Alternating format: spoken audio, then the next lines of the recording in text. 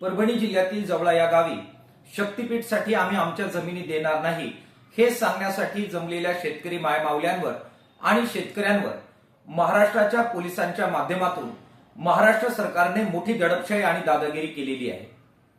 कालच शिवजयंती आपण मोठ्या धूमधडाक्यात साजरी केली। हा छत्रपती शिवाजी महाराजांचा महाराष्ट्र, ज्या छत्रपतींनी नेहमी शेतकऱ्यांची आणि रयतेची बाजू घेत प्रचंड अशा प्रकारच्या सवलती सुविधा या जनतेसाठी दिल्या आणि त्या प्रकारचा लोकाभिमुख कारभार केला।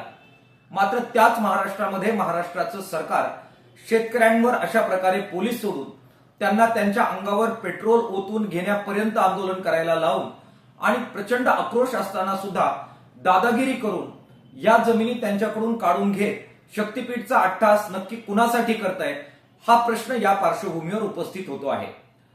शक्तीपीठच्या बाजूनेच अशा प्रकारची वाहतूक करण्यासाठी पर्यायी मोठा रस्ता महामार्ग उपलब्ध आहे, पॅरलल महामार्ग उपलब्ध आहे। असं असताना सुद्धा हा कोट्यावधी खर्चाचा महामार्ग ज्याच्यामध्ये शेतकऱ्यांना जमिनी द्यायला त्यांचा विरोध आहे, बागायती जमिनी जात आहेत, संबंध आयुष्य त्यांचं उद्ध्वस्त होतंय, असं करून सुद्धा देवेंद्र फडणवीस साहेबांना हा महामार्ग का करायचा आहे, कुणासाठी करायचा आहे?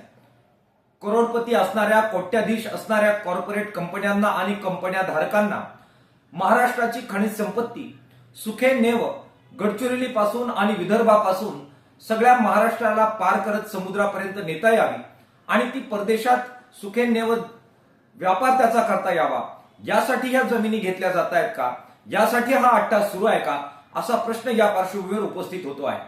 महाराष्ट्राच्या सरकारला किसान सभेच्या वतीने आम्ही आवाहन करतोय की त्यांनी अशा प्रकारची दादागिरी या छत्रपती शिवाजी महाराजांच्या महाराष्ट्रामध्ये तातडीनं थांबवावी, अन्यथा मोठा प्रतिकार शेतकरी समुदायाच्या वतीनं होणार आणि त्याचा मुकाबला करण्यासाठी हजारो शेतकरी रणांगणात उतरतील।